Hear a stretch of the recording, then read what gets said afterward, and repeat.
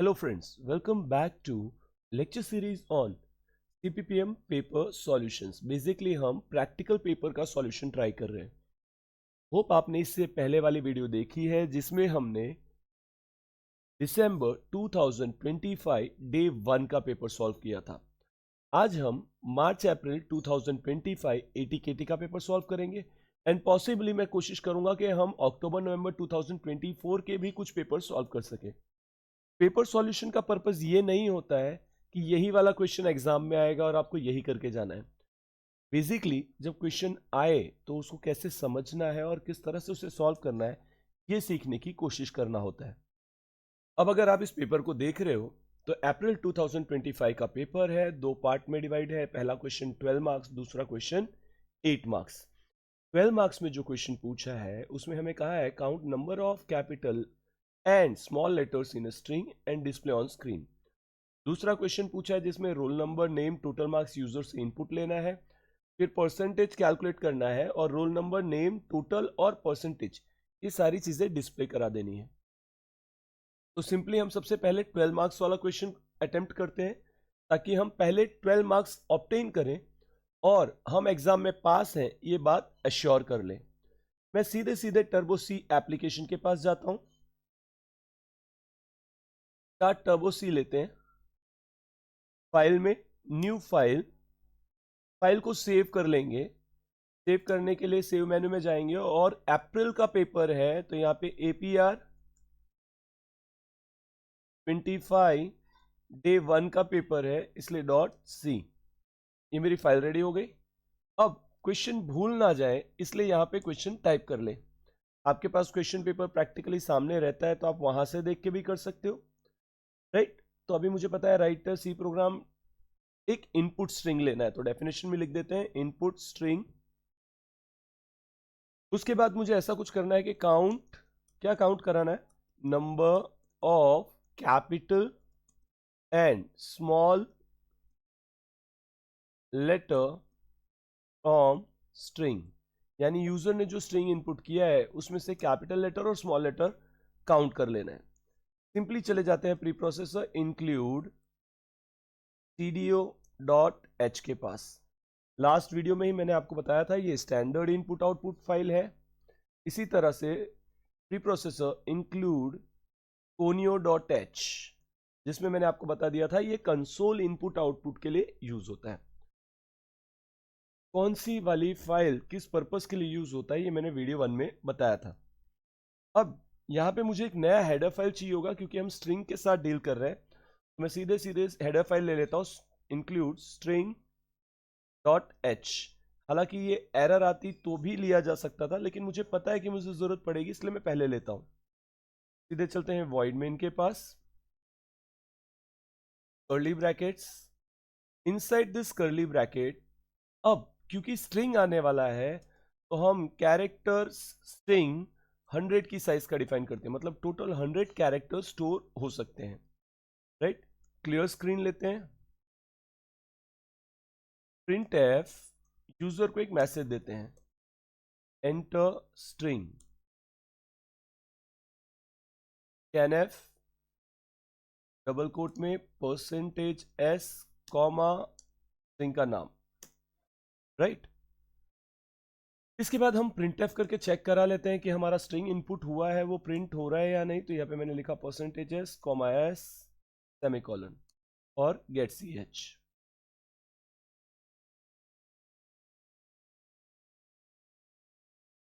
यहां पे लिखते हैं hello space world.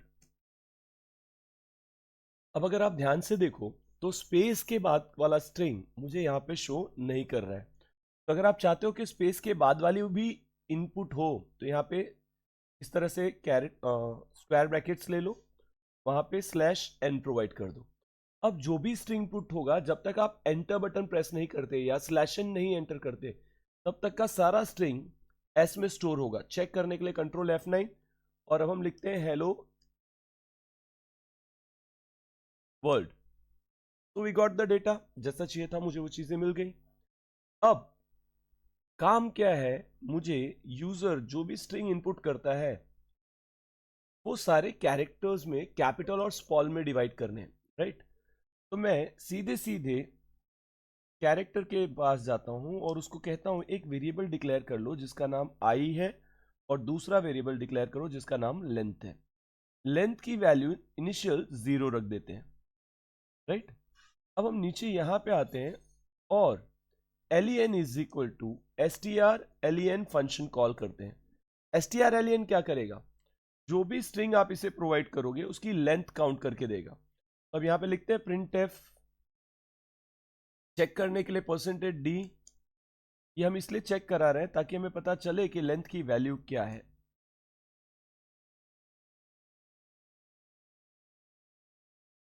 Hello type करने पे मुझे 5 कैरेक्टर्स यानी मुझे लेंथ मिल गई। अब देखो, इनपुट करा के प्रिंट करा के चेक करा है यानी स्ट्रिंग इनपुट, तो पहला वाला पार्ट कोड का सॉल्व हो गया। फिर मैंने स्ट्रिंग की लेंथ कैलकुलेट करा है क्योंकि मुझे एक एक कैरेक्टर रीड करना है। आपने ही तो बोला है count number of capital letters and small letters, जो कि एक एक सेल एड्रेस में होंगे। अब मुझे लेंथ पता चल गई जो कि लेंथ नाम के वेरिएबल में आ रही है, तो मैं बोलूंगा for loop i is equal to 0 से लेके i लेस देन लेंथ तक चलेगी और फिर i प्लस प्लस, यानी सपोज आप बोलते हो 5 तो 5 तक के सारा डेटा ये काउंट कर लेगा। इसके पैरेलल चेक करते हैं कि क्या ये प्रिंट कर पा रहा है, तो यहां जाते हैं printf डबल कोट में %c comma a of i। अब यहां पे ये बात सोच रहे होगे आप कि मैंने a ऑफ i क्यों लिखा। i की वैल्यू पहले 0, क्योंकि फॉर लूप में i की वैल्यू 0 है और लूप कब तक चलेगी, जब तक लेंथ की कंडीशन मैच नहीं हो जाती। यानी अगर लेंथ 5 है तो i इज इक्वल टू 4 तक सारी चीजें वेल एंड गुड एग्जीक्यूट होगी। 5 होते ही कंडीशन फॉल्स और मैं लूप के बाहर, इसीलिए मैंने %c लिया और यहां पे /n लेते हैं ताकि हर कैरेक्टर न्यू लाइन में प्रिंट हो। एक एरर आई है, क्या एरर है, ए नाम की एरर है, एंड बट ऑब्वियस ये एरर आनी थी बिकॉज मैंने एस नाम का कैरेक्टर एरे डिक्लेयर किया है। तब मैं जब यहां पे जाता हूं और लिखता हूं हेलो, आप चेक करो हर कैरेक्टर अलग अलग आ गया, यानी मेरा ऑलमोस्ट काम हो चुका है। अब मुझे कैपिटल लेटर स्मॉल लेटर की काउंटिंग चाहिए। तो अगर आपको कैपिटल लेटर स्मॉल लेटर की काउंटिंग चाहिए तो उसके लिए आपको दो वेरिएबल चाहिए होंगे, सी दैट इज कैपिटल जिसकी करंट वैल्यू 0 क्योंकि मुझे पता नहीं है कितने कैपिटल हैं, एस इज इक्वल टू 0 क्योंकि मुझे यह भी नहीं पता कि कितने स्मॉल हैं। अब मैं सीधे सीधे फॉर लूप के पास आता हूं।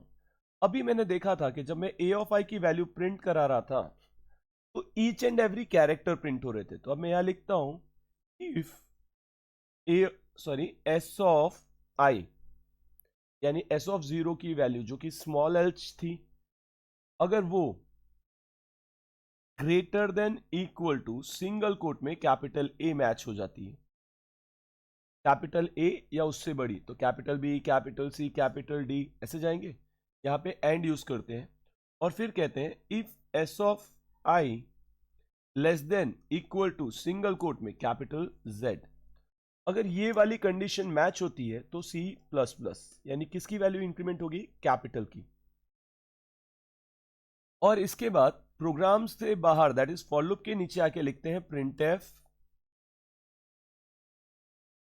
Total capital letters is equal to %d comma C. यहां से मुझे कैपिटल लेटर्स का काउंट मिल जाएगा। चेक करते हैं हमें कैपिटल लेटर का काउंट मिल रहा है क्या। सी, दो एरर्स आए। अभी एरर क्या है, एस, आपने एस के नाम का कैरेक्टर एरे डिक्लेयर कर रखा है तो आप वापस से एस नहीं ले सकते, तो इसको क्या करते हैं एस एम कर देते हैं। एक बार इसको एस एम डिक्लेयर किया, अब वापस रन करते हैं, प्रोग्राम रन हो गया। आई राइट डाउन हेलो। अब अगर आप ध्यान से देखो तो पहले 3 कैरेक्टर्स कैपिटल हैं, तो क्या कैपिटल लेटर का काउंट 3 आ गया, डेफिनेटली। तो अगर अब मैं इसमें say that is total length minus capital कर दूं तो जो बचेगा वो क्या रहेगा, स्मॉल। लेकिन टेक्निकली अभी भी गलत होने के चांसेस है बिकॉज वो स्पेस को कैपिटल काउंट करेगा या स्मॉल, ये कंफ्यूजन हमेशा रहेगी। तो इससे बचने के लिए मैं यहां जस्ट इस लाइन के नीचे फिर से लिखता हूं इफ एस ऑफ आई, यानी कैरेक्टर एरे सेट में 0 से लेके लेंथ वैल्यू तक में अगर कहीं पे भी greater than equal to single quote में स्मॉल ए या उससे बड़ी वैल्यू है, and S of I less than equal to single quote में स्मॉल जेड। अगर ये वाली कंडीशन मैच हो जाती है तो हम बोलेंगे एस एम प्लस प्लस, यानी स्मॉल का काउंटर इंक्रीमेंट करेंगे। अब नीचे चलते हैं। प्रिंट एफ डबल कोट्स में total small letters equal to percentage D, right. अब दोनों ही लाइन क्योंकि अलग अलग लाइंस हैं तो यहां पे आके लगा दो स्लैश इन,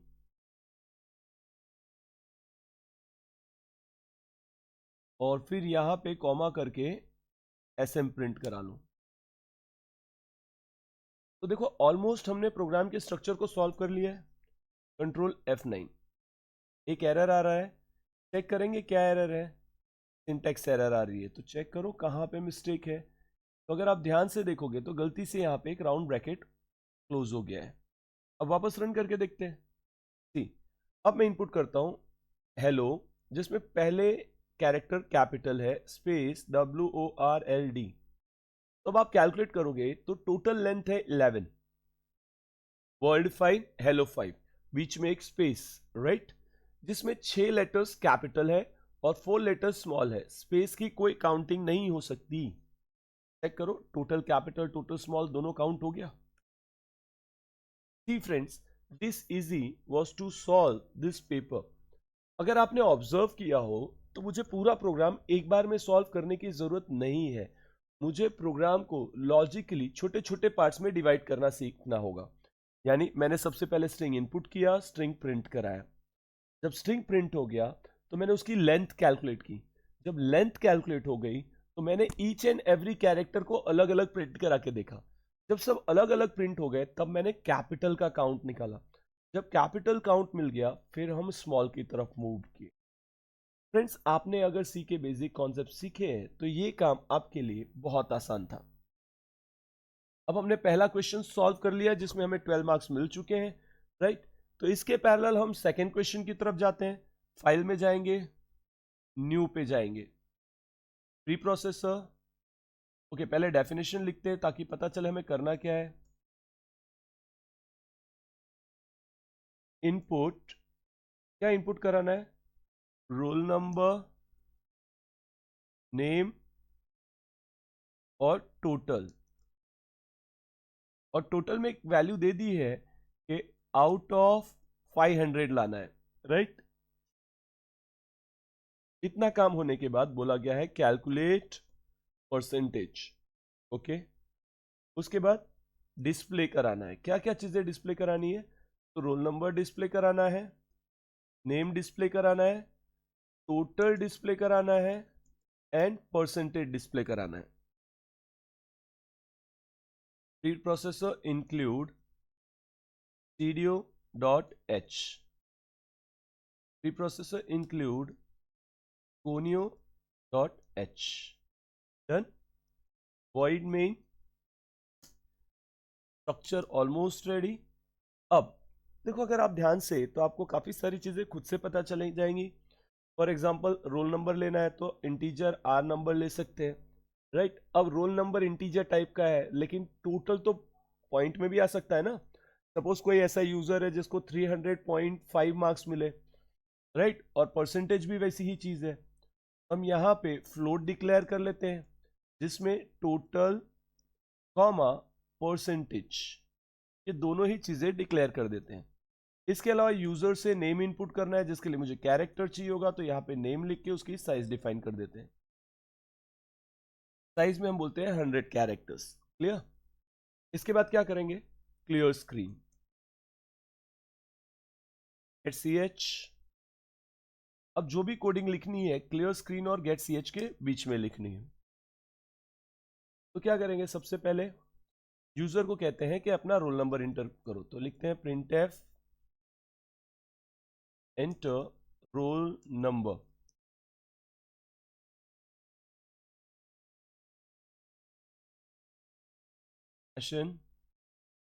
फिर scan f double quote percentage D comma and R number. अब ये जो वैल्यू आई है इसको प्रिंट करके भी देख लेते हैं। Print F R number colon equal to percentage D comma R number.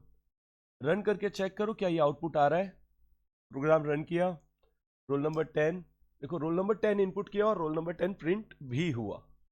अब इसके बाद क्या चाहिए मुझे, नेम। तो हम यहां जाते हैं, प्रिंट एफ डबल कोट्स में slash n enter name,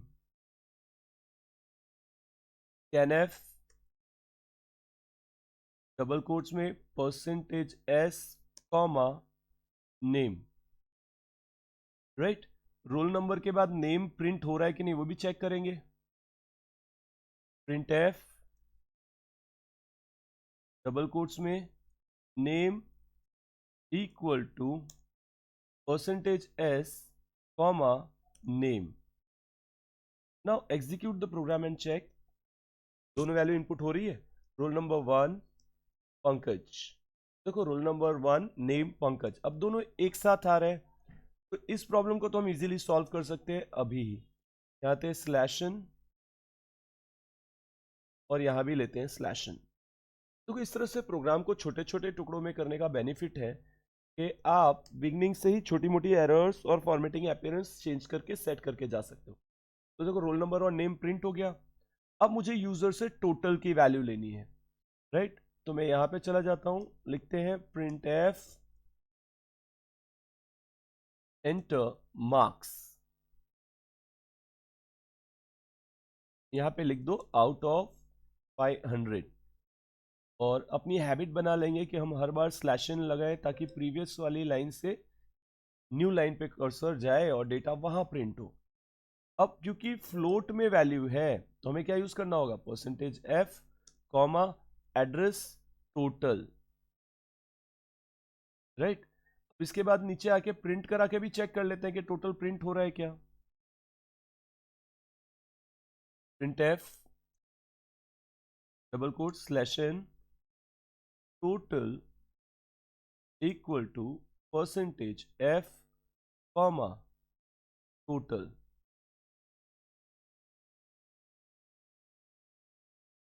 role number 1 Pankaj and marks out of 400, तो हम यहाँ सिंपली 400 लिखते हैं। सी सारी चीजें आ गई। अब 400 टोटल भी वैल्यू प्रिंट हो गया। राइट, अभी हम फॉर्मेटिंग पे फोकस नहीं कर रहे हैं, अभी तो सारे डेटाज इनपुट होके प्रिंट होने चाहिए, सिर्फ इतना हमारा फोकस है। अब हम यहाँ पे जाएंगे, लिखेंगे परसेंटेज। अब परसेंटेज के लिए हमें पता है कि फॉर्मूला क्या रहने वाला है, टोटल डिवाइड बाय 500.00 लगा देंगे। राइट, और इसका जो भी आंसर आए इनटू 100। राइट, अब ये परसेंटेज कैलकुलेट हो गया। सिंपली नीचे जाके परसेंटेज प्रिंट करा के चेक कर लेंगे। लिखेंगे print F double quotes slash N percentage colon equal to percentage F comma ER. Right, now execute this program. There is one error, statement missing, semicolon लगाना भूल गए, एक माइनर सा इश्यू है, यहाँ सेमीकोलन लगाते हैं। Control F9। Now roll number input करो, नेम इनपुट करो, मार्क्स चेक करो। रोल नंबर आ गया, नेम आ गया, टोटल आ गया एंड परसेंटेज आ गए। क्लियर, तो we sorted out almost everything. तो फॉर अ चेंज हम प्रिंट कराते वक्त यहां पे लिखते हैं %.2f और चेकते हैं क्या आउटपुट आएगा। चेक करो, रोल नंबर 1 पंकज 450। आप देखो टोटल के अंदर कितने पॉइंट आ रहे हैं, पॉइंट के बाद 2 ही डिजिट आ रहे हैं। तो यही चीज हम परसेंटेज पे भी तो अप्लाई कर सकते हैं। हम सिंपली रख देते हैं यहां पे .2f और अब इसको रन करते हैं। रोल नंबर इनपुट करो, नेम इनपुट करो, 456 चेकआउट करो। क्वेश्चन में जितनी चीजें बोली थी वो सारी की सारी सॉल्व हो गई। क्या मुझे कोई एडवांस फीचर, कोई बहुत ही डीप लॉजिक, कोई रॉकेट साइंस यूज करना पड़ा? बिल्कुल नहीं। मैंने सिर्फ चीजों को छोटे छोटे चंक्स में डिवाइड किया और प्रॉब्लम ऑटोमेटिक सॉल्व हो गई। अभी मुझसे इसमें एक गलती हुई थी कि मैंने फाइल को सेव नहीं किया था। तो फाइल मेन्यू में चले जाओ, सेव कर लो और फाइल को उसका नाम प्रोवाइड कर दो। तो हम अप्रैल 2025 का डे 2 का पेपर सॉल्व कर रहे हैं। So I simply write down April 25 second paper dot C. ये हमेशा ध्यान में रखना कि सी प्रोग्राम की एक्सटेंशन हमेशा डॉट सी हो। अब देखो मेरे दोनों प्रोग्राम्स रन हो रहे हैं, मुझे आउटपुट मिल रहा है। फ्रेंड्स, होप आपको ये दोनों प्रोग्राम समझ में आए, होप आपको ये लॉजिकल कॉन्सेप्ट समझ में आया, होप आपको डिवाइड एंड कंक्वेयर दैट इज बड़े प्रोग्राम को छोटे छोटे चंक्स में डिवाइड करना समझ में आया। होप ये वीडियो आपको हेल्पफुल रहेगी, राइट? अगर आपको ये वीडियो हेल्पफुल लग रही है तो आपके वो फ्रेंड्स जो सीपीपीएम में स्ट्रगल कर रहे हैं उनके साथ शेयर करना, ताकि वो एग्जाम हॉल में आने से पहले एटलीस्ट इन पेपर्स की प्रैक्टिस कर लें, इन पेपर्स को सॉल्व करने का तरीका देख लें, ताकि हम में से कोई भी फेल ना हो। Thanks a lot friends, thank you so much. Keep learning, keep growing. Thanks a lot.